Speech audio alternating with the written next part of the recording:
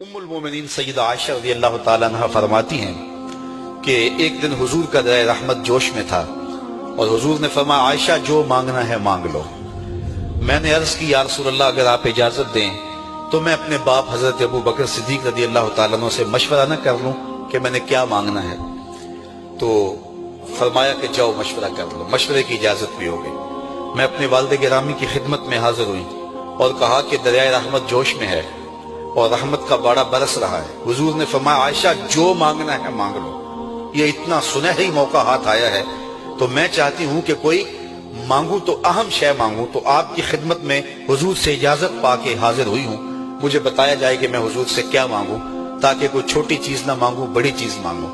تو حضرت ابو بکر رضی اللہ تعالیٰ عنہ نے فرمایا کہ بیٹا حضور سے جا کے کہنا کہ معراج کی خلوت خاص میں اللہ نے آپ سے جو راز کی باتیں کی تھی ان باتوں میں سے ایک بات بتا دو۔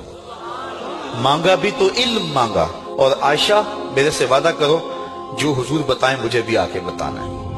ام المومنین حاضر خدمت ہو گئیں۔ حضور نے پوچھا عائشہ مشورہ ہو گیا؟ کہا جی حضور ہو گیا۔ کہا مانگو کیا مانگتی ہو؟ کہا حضور معراج کی خلوت خاص میں جب اللہ کے حضور حاضر ہوئے رب نے آپ سے راز کی باتیں کی تو ان باتوں میں سے ایک بات بتا دیں۔ حضور مسکرا پڑے، اس بات پہ مسکرائے ہوں گے میرے یار غار کا انتخاب کیسا ہے، یا اس بات پہ مسکرائے ہوں گے کہ راز کی بات بتا دوں تو راز راز نہ رہا، لیکن وعدہ کیا تھا۔ کہا عائشہ سنو، جب میں قرب خاص میں پہنچا تو میرے مالک نے مجھ سے راز کی جو باتیں کی ان میں سے ایک بات یہ تھی، محبوب تیری امت میں سے کوئی شخص کسی شخص کا ٹوٹا ہوا دل جوڑ دے تو میرے اوپر لازم ہے بغیر حساب کے جنت عطا کروں۔ ام المومنین بہت خوش ہوئی اور اپنے والد گرامی سیدنا ابو بکر صدیق رضی اللہ تعالیٰ عنہ کے پاس آئیں اور ساری کہانی سنائی۔ بہت خوش تھی، لیکن حضرت ابو بکر صدیق رضی اللہ تعالیٰ عنہ نے سنا تو رونے لگے۔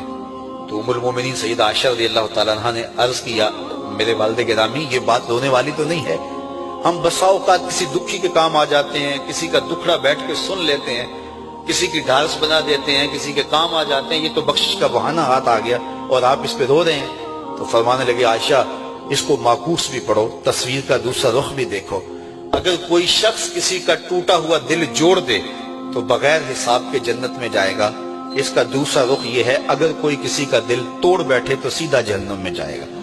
میں اس بات پہ رو رہا ہوں کہ ہم سے کسی کا دل نہ ٹوٹ گیا۔ حضور نے فرمایا اللہ اس شخص کے چہرے کو تر و تازہ رکھے جس نے میرے سے کوئی حدیث سنی، پھر جیسے سنی اس کو ویسے آگے پہنچا دیا۔ ام المومنین سیدہ عائشہ رضی اللہ